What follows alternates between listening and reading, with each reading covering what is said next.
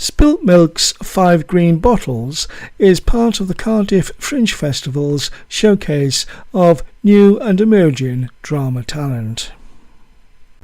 Playing to a sellout audience for its 2-performance stint, clearly this vibrant company has captivated the imagination of Cardiff theatre goers. And it's not difficult to see why, based upon the evidence of this provocative and controversial new production. A surreal, satirical, carnal romp of a comedy exploring the sexual awakening of the Beat generation in the 1960s is how it's promoted. I feel that may be useful to remember for what comes towards the end of this review.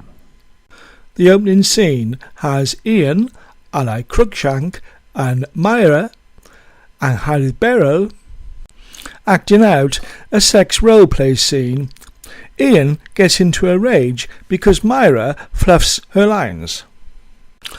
After normal relations are resumed, and while slurping down some vin rouge, the subject goes on to sex. Something that always seems to be on the couple's mind. Ian fancies a bit of partner swapping. Cue the appearance of Myra's sister Maureen, Olivia Martin, and her hubby Dave, Tobias Weatherburn. Ian has the hots for pretty Maureen and tries to maneuver the conversation towards a sexual twist, abetted by Myra. As the play develops, a hard-edged undertone of sadism and sexual perversity emerges.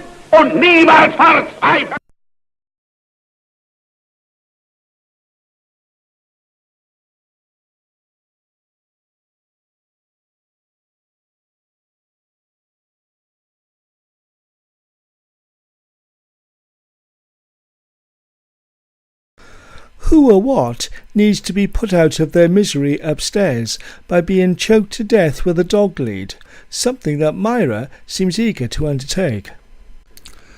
By now I should have been able to have pieced everything together, but being a little slow on the uptake. But it wasn't until the mention of Leslie Ann Downey that the penny dropped.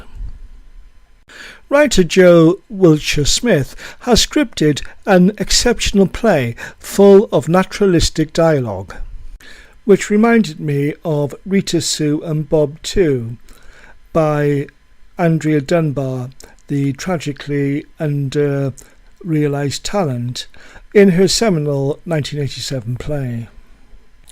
The bawdy, rude humour, full of explicit and profanity, is all here, albeit set on the other side of the Pennines to Dunbar's Bradford in Lancashire. But it's Smith's skill in the way that he gradually and seamlessly raises the tension from a playful beginning that hits home. Spilt Milk artistic director Becca Lidstone elicits brilliant performances from the two main protagonists.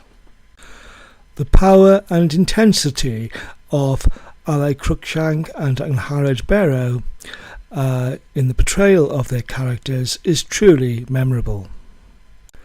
And they were more than ably backed up by Tobias Weatherburn and Olivia Martin. The set is unremarkable, functional really, just a couple of chairs and a mini sideboard, but it seems right for the period the play is set in. The early 60s hits that play between scenes also emphasises the time setting of the play.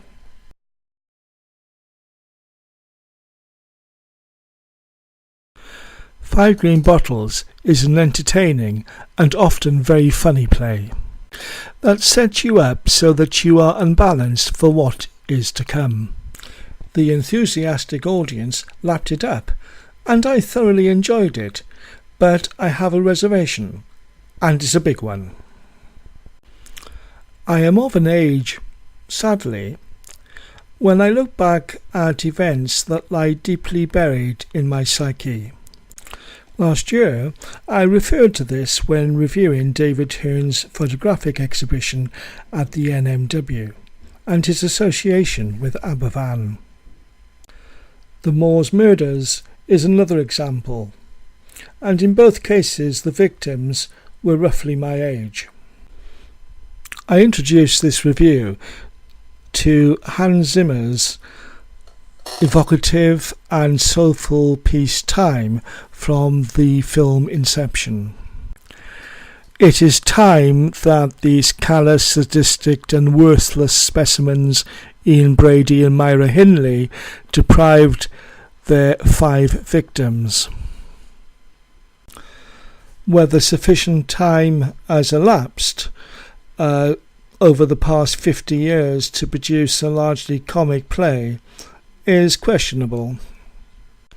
But what is the use of theatre if it doesn't challenge our perceptions on society? As the vast majority of the audience were made up from a generation younger than myself, it is possible that this would not be such a sensitive issue for them. Joe Wiltshire-Smith has researched his subjects well. The couple's sexual peccadilloes and their binging on wine, Brady's obsession with Nazism and his questionable sexuality. You will find it all in this play. I just wish I hadn't enjoyed it quite so much.